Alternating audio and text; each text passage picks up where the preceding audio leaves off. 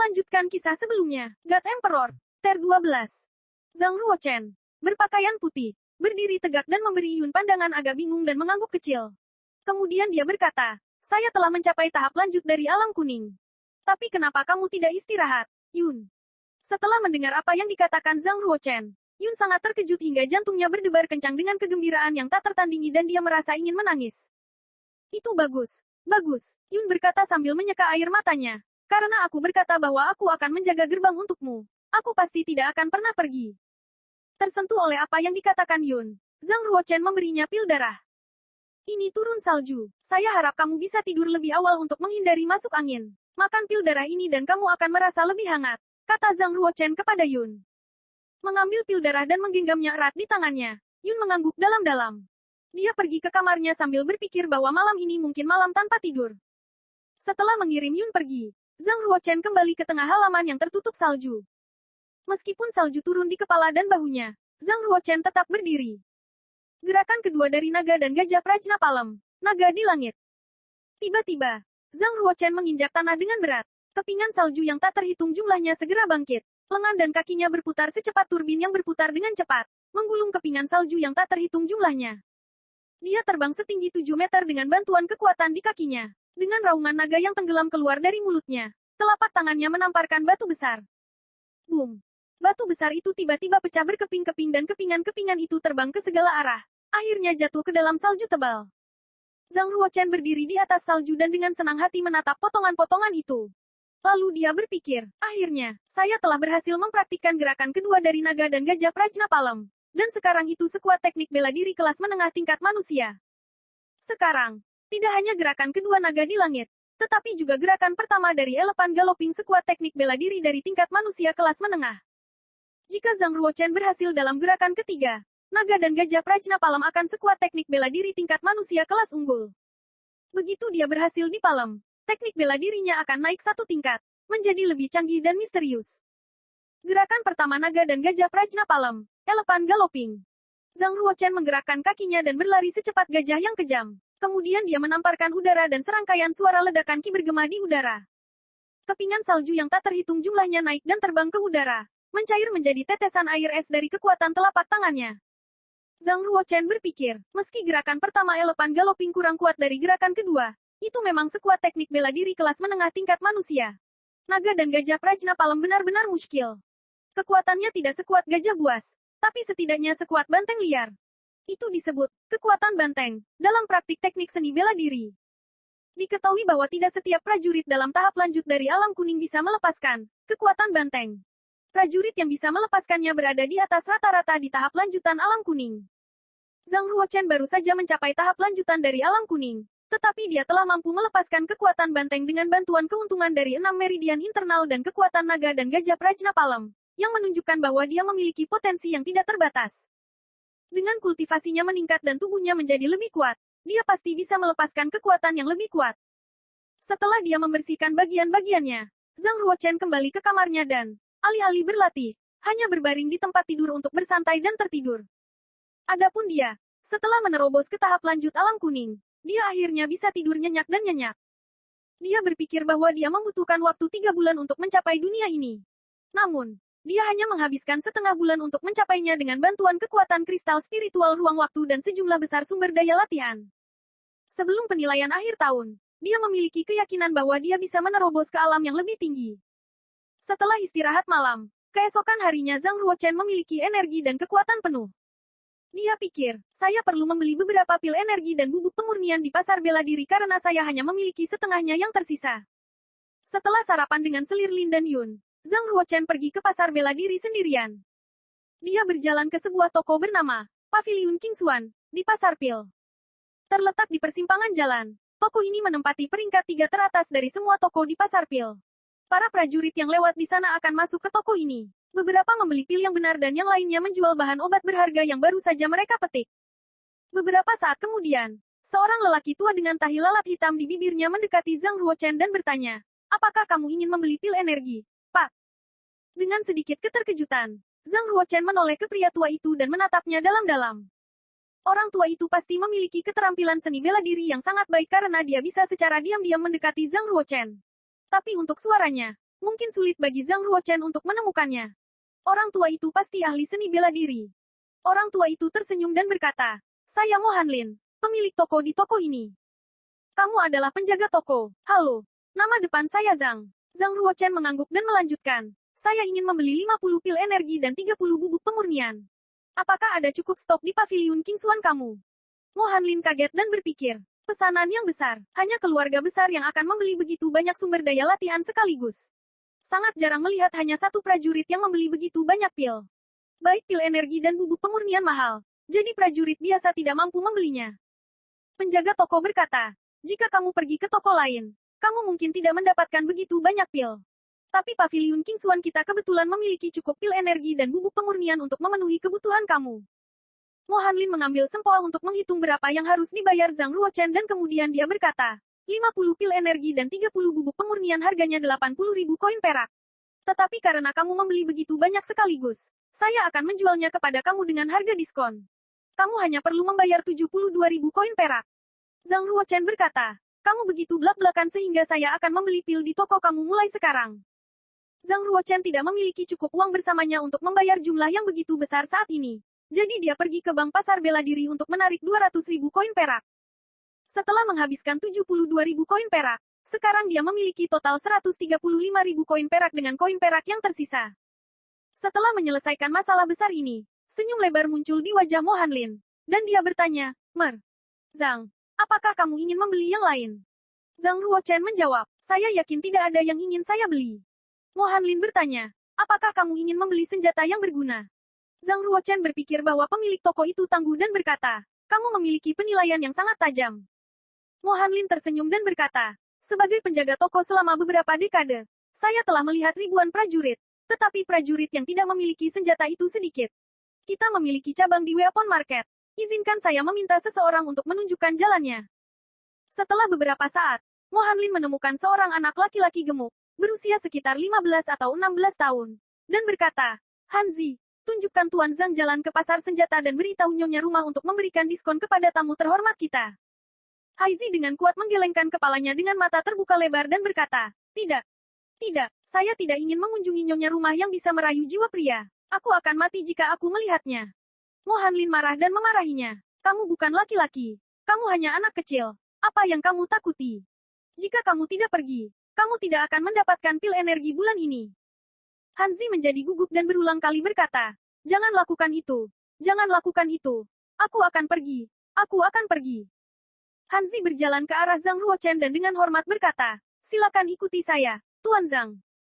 Zhang Ruochen menganggukkan kepalanya dan mengikuti Hanzi menuju pasar senjata. Zhang Ruochen berpikir bahwa penjaga toko paviliun Kingsuan agak aneh dan tampak seperti orang yang luar biasa.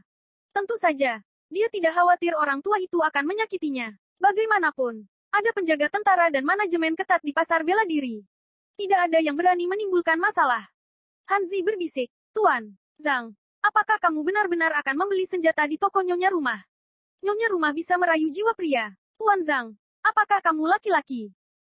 Saya juga hanya seorang anak laki-laki, kata Zhang Ruochen. Dengan sangat lega, Hanzi berkata, itu bagus. Hanzi tampak putih dan gemuk, dengan telinga menonjol dan rambut anyaman. Matanya sekecil kacang kedelai. Zhang Ruochen merasa penasaran dan bertanya, kamu mengatakan bahwa nyonya rumah dapat merayu jiwa manusia. Jadi apakah dia cantik? Hanzi mengangguk dan berkata, hostess sangat cantik. Dia sangat seksi dan menawan. Hanya satu tatapan darinya yang bisa membuat jantung pria berdetak lebih cepat. Terlebih lagi, kamu akan tersipu saat pertama kali melihatnya. Tapi dia telah menikah dengan 7 suami. 7 suami. Zhang Ruochen terkejut. Haizi melanjutkan. Ya, tapi masing-masing dari 7 suami meninggal pada malam pernikahan mereka. Zhang Ruochen bertanya, siapa yang mewarisi properti mereka setelah mereka meninggal? Nyonya rumah. Tentu saja, mewarisi properti mereka. Penjaga toko kita hanyalah seorang karyawan. Hanzi berbisik. Nyonya rumah dilahirkan untuk menyendiri. Dia pasti reinkarnasi dari pembawa jiwa dan rubah. Begitu seorang pria melihatnya, sulit baginya untuk hidup bahkan selama 3 hari. Untungnya, kita hanya laki-laki. Jadi dia tidak bisa merayu jiwa kita. Zhang Ruochen mengangguk dan berkata, saya harap begitu. Chapter 13. Ada juga paviliun Kingsuan di pasar senjata, yang merupakan tengara paling megah di sana. Hanzi mengeluarkan token seukuran telapak tangan dari sakunya, menunjukkannya kepada penjaga paviliun Kingsuan. dan kemudian membawa Zhang Ruochen ke halaman. Di dalam halaman, seorang pelayan masuk ke paviliun yang ditutupi tirai putih dan membungkuk. Dia berkata, "Chief, seorang pelanggan yang diperkenalkan oleh Mo Hanlin berharap kamu dapat melihatnya secara langsung." Seorang wanita dengan gaun merah bersulam burung phoenix sedang duduk di tengah paviliun. Rambutnya disisir tinggi dengan 3 jepit rambut emas. Matanya yang cerah, bibir merah, kulit halus, dan dadanya yang montok bisa terlihat samar-samar melalui cadar yang tipis. Dia berusia sekitar 27 atau 28, dengan sedikit ketertarikan yang bocor dari setiap bagian tubuhnya. Dia adalah nyonya rumah paviliun King Xuan, Qinya. Qinya memutar matanya dan tersenyum. Dia berkata, "Seorang pelanggan yang diperkenalkan oleh Mo Hanlin. Saya yakin dia seorang presbiter lain dari sejenis raja-raja, atau tuan rumah lain dari keluarga entah apa. Lupakan, aku agak lelah hari ini." Pelayan itu menggelengkan kepalanya dan berkata, "Tidak, dia hanya seorang pria muda, sekitar 16 atau 17. Oh." Qinya sedikit terkejut, dan dia berkata, "Mo Hanlin selalu menjadi orang yang dapat diandalkan. Kenapa dia melakukan hal bodoh seperti memperkenalkan anak laki-laki di sini?" Pelayan itu berkata, "Mo Hanlin tidak pernah melakukan hal-hal bodoh. Anak laki-laki itu pasti orang yang luar biasa." Qinya mengangguk dan tertawa. Dia berkata, "Menarik, tiba-tiba saya tidak lelah lagi. Ayo pergi dan lihat anak itu." Haha. Zhang Ruochen duduk di ruang VIP dan menunggu dengan sabar, memegang cangkir teh glasir berwarna. Dia terlihat sangat tenang. Hanzi duduk di kursi dengan santai dan menelan tehnya. Dia bahkan meminum daun tehnya. Dia terus memuji teh sambil meminumnya. Sesaat kemudian, mereka mendengar langkah kaki. Kemudian, Qinya dan 2 pelayan masuk. Hanzi segera meletakkan cangkirnya dan melompat dari kursinya, seperti tikus saat melihat kucing. Dia memberi hormat pada Qinya dengan sangat hormat dan berkata dengan suara rendah, "Senang bertemu denganmu, nyonya rumah." Qinya langsung melewati Hanzi dan menatap Zhang Ruochen. Pemuda itu duduk di sana dengan ketenangan yang bukan milik orang seusianya. Sementara itu, Zhang Ruochen juga memandang Qinya. Dia agak heran dengan kecantikannya juga. Betapa cantik dan centilnya wanita ini. Jika dia mencoba memikat pria, 9 dari 10 mungkin menyerah. Untungnya, Zhang Ruochen memiliki kekuatan spiritual yang kuat, yang membantunya menahan godaan untuk sebagian besar. Dia langsung berkata, "Saya di sini untuk membeli senjata. Tolong antarkan saya ke gudang kamu." Qinya berjalan ke Zhang Ruochen selangkah demi selangkah. Payudaranya bergetar dengan setiap langkah yang dia ambil. Adegan itu terlalu seksi untuk dilihat. Dia tersenyum manis dan berkata, "Tuan Zhang, kamu perlu memberitahu saya senjata apa yang kamu inginkan. Jadi saya bisa menyiapkannya untuk kamu, bukan? Sebuah pedang, lebih baik menjadi pedang senjata bela diri asli." Zhang Ruochen mencium aroma yang samar-samar terlihat. Begitu ringan dan sangat menarik. Itu adalah aroma tubuh Qinya. Aromanya sangat menggoda dan membangkitkan fantasi. Namun, itu sama sekali tidak vulgar. Kesan yang sangat menarik. Ini adalah pertama kalinya Qinya melihat seorang pria tetap tenang di depannya. Dia masih remaja. Bukankah para remaja seharusnya memiliki temperamen paling lemah dan paling mudah dibujuk? Mata Zhang Ruochen bersinar dan jernih, tanpa ada tatapan nakal di dalamnya. Itu menjelaskan kenapa Mo Hanlin ingin aku bertemu dengannya secara langsung. Dia luar biasa. Kekuatan spiritual anak laki-laki lain tidak pernah bisa dibandingkan dengan miliknya. Qinya mengangguk. Sekarang Zhang Ruochen semakin tertarik padanya. Dia berkata sambil tersenyum, "Ada banyak pedang senjata bela diri asli di gudang saya. Karena kamu adalah tamu yang dihormati di sini, saya akan menunjukkan kamu di sana sendiri." Berdiri di belakang Qinya, anak laki-laki yang berat, Hanzi, menggelengkan kepalanya dengan keras ke arah Zhang Ruochen. Sepertinya dia ingin berkata, "Hai, jangan pernah pergi ke gudang sendirian dengan nyonya rumah. Dia akan memakanmu." Tentu saja, Zhang Ruochen memperhatikan ekspresi Hanzi. Dia berpikir sejenak dan berkata, "Oke, terima kasih banyak, nyonya rumah. Tolong pimpin jalannya."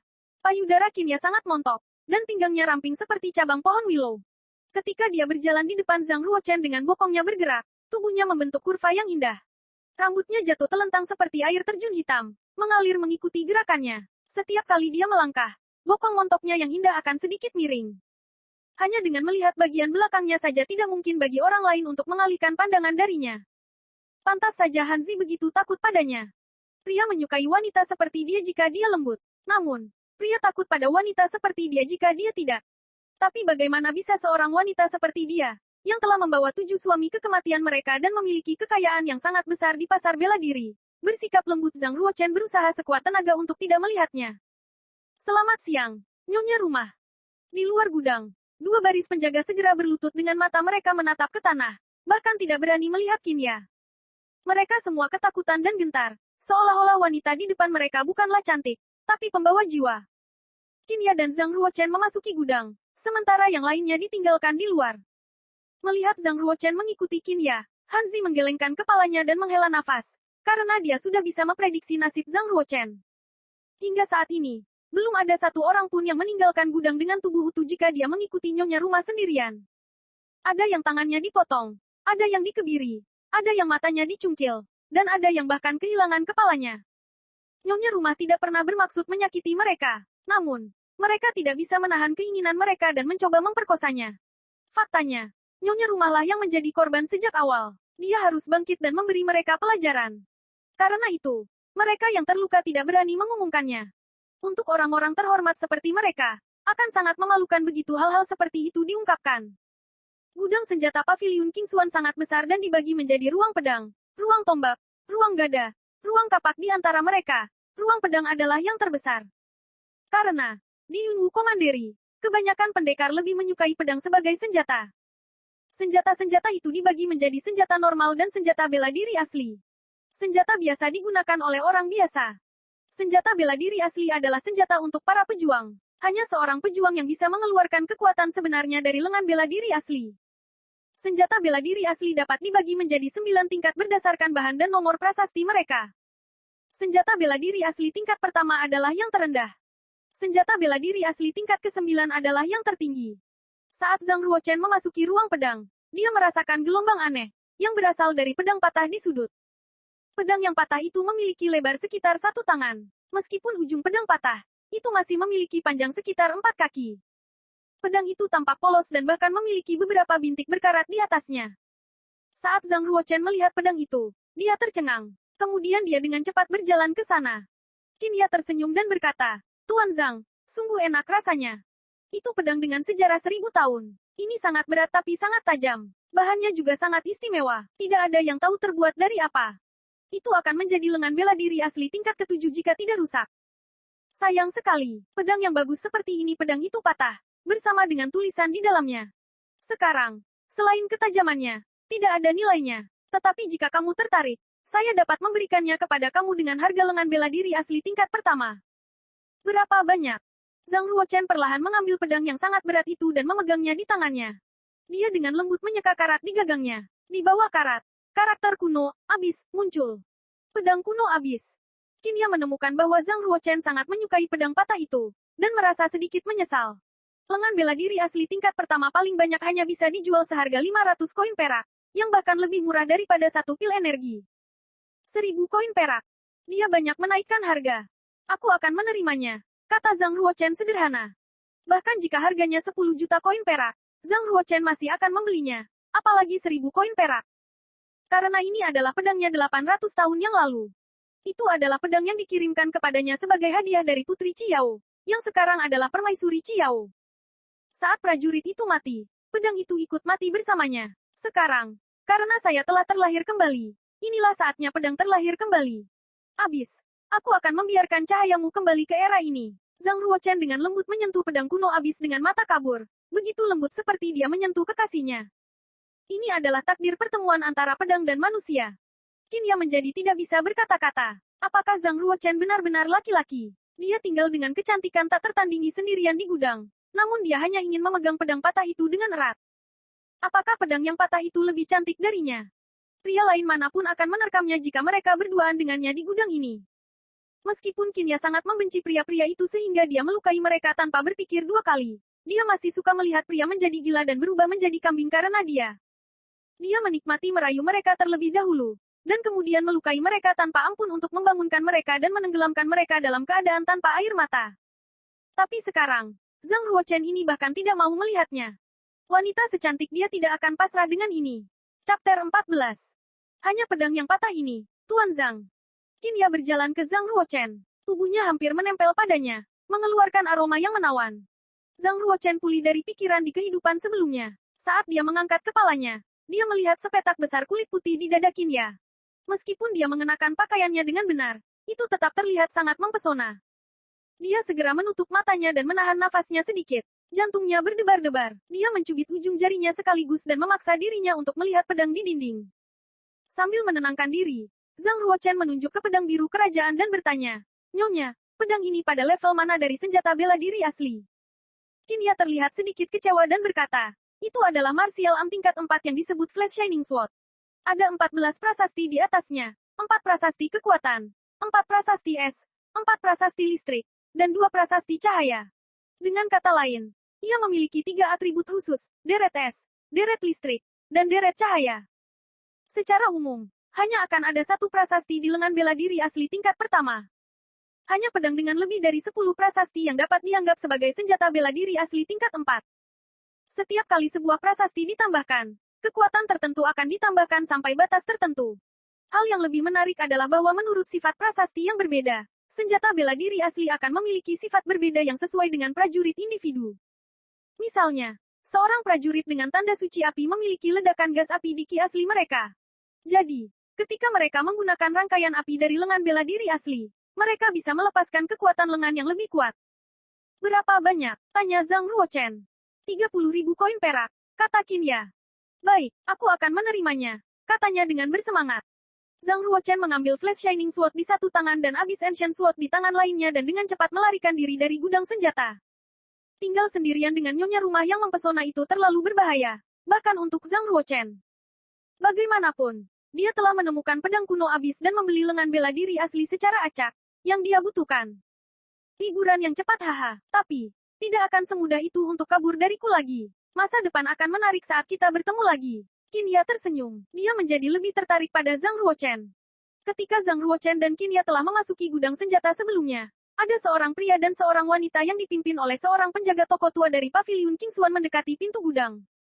Mereka tampak cukup dihormati. Bahkan pemilik toko tua itu harus membungkuk dan tersenyum dengan sanjungan. Pemuda itu adalah saudara ke-8 Zhang Ruochen, pangeran ke-8 dari Komando Yunwu, Zhang Ji.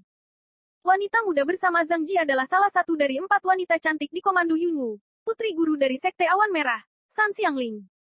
Temperamen San Xiangling luar biasa, murni dan segar seperti bunga bakung. Dia berusia sekitar 16 atau 17 tahun, dengan mata cerah dan sosok yang bagus. Kemanapun dia pergi, dia adalah gadis yang paling menarik. Pangeran ke-8 tersenyum dan berkata, "Ibuku memberitahuku bahwa ini adalah pertama kalinya bagimu ke kota Yunwu. Jadi aku harus menjagamu dengan baik. Paviliun Kingshuan adalah salah satu toko terbesar di pasar bela diri. Magang adik perempuan saya. Jika kamu menyukai senjata apapun, beritahu saya." Ibu Pangeran ke-8, Selir Xiao, adalah murid dari Sekte Awan Merah. Dia juga murid junior dari Master of the Red Cloud Sect. Oleh karena itu, Pangeran ke-8 memanggil San Xiangling sebagai murid perempuan juniornya juga. San Xiangling tersenyum lembut dan berkata, "Terima kasih. Namun, tujuan utama waktu saya di kota Yunwu adalah untuk bertemu dengan beberapa orang jenius, terutama jenius papan atas, Pangeran ke-7. Saya telah mendengar tentang dia berkali-kali dan sangat mengaguminya, seperti banyak gadis lain di Sekte Awan Merah. Tapi sangat sulit bahkan untuk melihatnya sekilas." Pangeran ke-8 berkata, "Jika dia ada di sini, aku bisa memperkenalkanmu padanya. Sayangnya, saudara ke-7 saya saat ini tidak ada di kota Yunwu." San Xiangling tampak sedikit kecewa dan berkata, "Jika saya mengingatnya dengan benar, penilaian akhir tahun adalah kontes terbesar kedua setelah upacara penyembahan. Akankah Pangeran ke-7 berada di sini untuk kontes?" Pangeran ke-8 tertawa dan berkata, "Adik ke-7 saya sudah mendapat tempat pertama dalam penilaian akhir tahun ketika dia baru berusia 10 tahun. Tidak masuk akal baginya sekarang. Namun, penilaian akhir tahun adalah kompetisi besar, di mana hanya pria muda dari keluarga kerajaan dan keluarga bangsawan yang berusia di bawah 20 tahun yang diizinkan untuk berpartisipasi. Mungkin saudara ke-7 saya akan kembali. Jika kamu ingin menontonnya, saya bisa memberi kamu tiket." "Sekali lagi terima kasih," kata San Xiangling sambil tersenyum. Saat Pangeran ke-8 dan San Xiangling sedang berbicara, penjaga toko tua berjalan ke arah Hanzi dan bertanya, "Hanzi, siapa yang ada di gudang sekarang? Mengapa gerbangnya ditutup?" Hanzi menatapnya aneh dan berbisik, "Nyonya rumah dan seorang pria muda." Mendengar ini, penjaga toko tua itu terengah-engah dan berkata pada dirinya sendiri, "Oh, Nyonya rumah, jangan membuat siapapun mati." Pangeran ke-8 dan San Xiangling juga mendengar apa yang dikatakan pemilik toko. Dengan suara heran, San Xiangling bertanya kepada pemilik toko, "Apakah Nyonya rumah di sini membunuh pelanggan demi uang?" Pangeran ke-8 menggelengkan kepalanya dan berkata, "Tidak, hanya ada beberapa rumor tentang Nyonya rumah. Rumor mengatakan bahwa Nyonya rumah sangat cantik sehingga pria manapun yang melihatnya akan jatuh cinta padanya." Ada juga desas-desus bahwa nyonya rumah itu kejam dan tanpa ampun. Banyak pria telah mati oleh tangannya. Terlebih lagi, dikatakan bahwa dia sangat bermoral dan telah memelihara banyak pria. Dia juga seorang yang sadis. Banyak pria yang tangannya dipotong dan mata mereka dicungkil. Tentu saja, ini semua hanya rumor. Aku belum pernah melihatnya secara langsung. Jadi sulit bagiku untuk mengatakan wanita seperti apa dia. Dia menyimpulkan. Setelah mendengar ini, San Xiangling mendapat kesan buruk tentang nyonya rumah. Semua orang bisa berasumsi apa yang terjadi setelah seorang wanita memimpin seorang pria ke gudang senjata di siang hari bolong dengan gerbangnya tertutup. Nyonya rumah jelas bukan wanita yang baik dan pria yang bersamanya juga harus menjijikkan. Ledakan. Gerbang dibuka dan Zhang Ruochen keluar dengan dua pedang di tangannya. Dia cukup terkejut melihat kakaknya, Zhang Ji, di kejauhan. Pangeran ke-8 juga terkejut melihat Zhang Ruochen. Tetapi matanya langsung berubah menjadi dingin dan dia menegurnya. Adik ke-9, apa yang kamu lakukan di sini? Ini bukan tempat yang harus kamu datangi. Setelah mendengar Pangeran ke-8 menyapa Zhang Ruochen sebagai saudara laki-lakinya, Hanzi dan pemilik toko tua itu heran bahwa Tuan Zhang benar-benar memiliki latar belakang yang bagus. Tanpa diduga, dia adalah putra Pangeran Komando Yunwu. Pada saat yang sama, mereka lega karena nyonya rumah tidak menyakitinya. Jika Pangeran ke-9 terluka di sini, Paviliun Kingxuan kemungkinan besar akan ditutup keesokan harinya. San Xiangling juga pernah mendengar tentang Pangeran ke-9. Dikatakan bahwa dia adalah satu-satunya pangeran yang belum mendapatkan tanda suci. Dia tidak sengaja mengenal Zhang Ruochen. Jadi dia tidak tahu bahwa Zhang Ruochen telah membuka tanda suci setengah bulan yang lalu. Bagaimana bisa pecundang seperti dia keluar dari gudang senjata? San Xiangling berpikir. Mungkinkah? Dengan mempertimbangkan apa yang dikatakan Pangeran ke-8, dia memandang Zhang Ruochen lagi dengan jijik. Zhang Ruochen mengerutkan kening dan berkata dengan tidak senang. Karena kamu bisa datang ke Paviliun Kingxuan, mengapa saya tidak bisa? Pangeran ke-8 mencibir dan berkata, saya di sini untuk membeli senjata. Apa yang kamu lakukan di sini? Bisakah kamu membeli lengan bela diri asli? Bagaimana kamu mendapatkan kedua pedang itu? Zhang Ruochen bingung dengan sikapnya dan dengan kasar berkata, itu bukan urusanmu. Bahkan jika saya mengambilnya di pinggir jalan, itu tetap bukan urusan kamu. Pangeran ke-8 berteriak, berhenti. Kamu harus tinggal di istana dan bersikap baik karena kamu adalah pecundang tanpa bakat apapun. Jangan datang ke sini dan mempermalukan keluarga atau aku akan mematahkan kakimu untuk ayahku. Zhang Ruochen bahkan lebih bingung. Dia bertanya dengan suara rendah, apakah kamu mampu melakukan itu? Pangeran ke-8 tertawa terbahak-bahak. Dia menyatukan kedua telapak tangannya dan mengulurkan 10 jarinya. Pangeran ke-8 lalu terkekeh. Saya akan menunjukkan kepada kamu apa kemampuan saya hari ini. Zhang Ruochen berdiri di sana dengan tenang. Dia menekan kelima jarinya bersama-sama dan menggerakkan ki asli melalui 6 meridiannya. Dia mengejek, jika ada perkelahian, maka ayo bertarung. Qinya melangkah keluar. Oh, Yang Mulia, apa yang sedang kamu lakukan? Ini adalah Paviliun Kingxuan. Ini bukan tempat yang tepat untuk bertarung. Pangeran ke-9 adalah tamu saya yang terhormat. Jadi saya harus turun tangan jika kamu menantangnya di sini, kata Qinya dengan senyum mempesona di wajahnya. Saat melihat Qinya, Pangeran ke-8 terkejut dengan kecantikannya. Dia akan gila jika San Xiangling tidak ada di sini. Melihat kecantikan yang mempesona seperti Qinya, tidak mungkin baginya untuk tetap tenang. Pangeran ke-8 berpaling dari Qinya dan menatap Zhang Ruochen. Dia berteriak,